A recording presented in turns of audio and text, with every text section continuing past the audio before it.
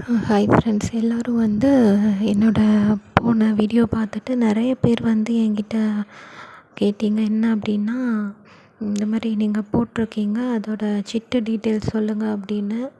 நான் எங்கள் அக்கா அவங்களே சிட் பண்ணுறாங்க. ஸோ நான் அவங்கக்கிட்ட தான் ரொம்ப வருஷமாக போட்டு வாங்கிட்டுருக்கேன். இப்போது நான் என்ன பண்ணேன் அப்படின்னா, என் ஹஸ்பண்ட்கிட்ட அமௌண்ட் எதுவும் வாங்காமல் நம்மளே எதாவது பண்ண முடியுமா அப்படின்னு யோசித்தப்போ தான், நம்மளே ஏதாவது ஒரு பிஸ்னஸ் பண்ணணுன்னா கூட நம்ம கையிலன்னு ஒரு அமௌண்ட் இருந்தால் அது நல்லாயிருக்குமே அப்படின்னு யோசித்து முடிவு பண்ணது தான் இந்த இது. ஃபஸ்ட்டு நான் என்ன பண்ணேன் அப்படின்னா, அதிலே சொல்லியிருப்பேன், 2 லோன் நான் ஆக்சுவலாக போட்டேன்.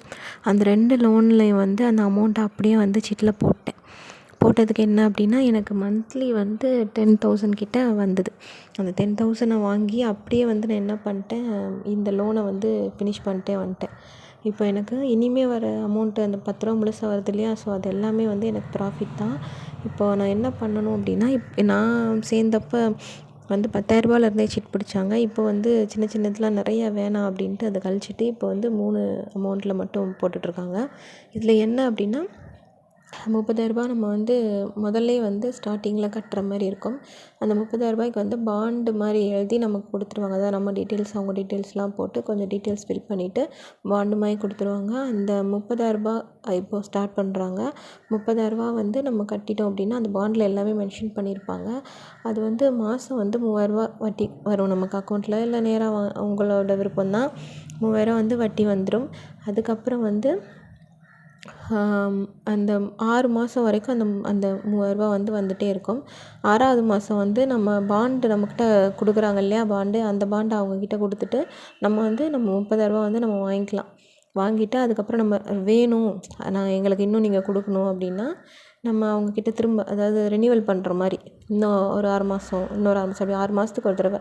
பிகாஸ் நமக்கு 6 மாதத்துல இடையில ஏதாவது ஒரு செலவுகள் அப்படி கூட வரும். மொத்தமாக இன்வெஸ்ட் பண்ணாமல் இது எனக்கு பெஸ்ட் ஐடியாவாக தோணுது. ஏன்னா 6 மாதத்துக்கு அப்புறம் நம்ம அசல் நம்ம கையில் திரும்ப கிடைக்குது இல்லையா. ஸோ அதனால் நான் இதை நம்பி இன்வெஸ்ட் பண்ணேன்.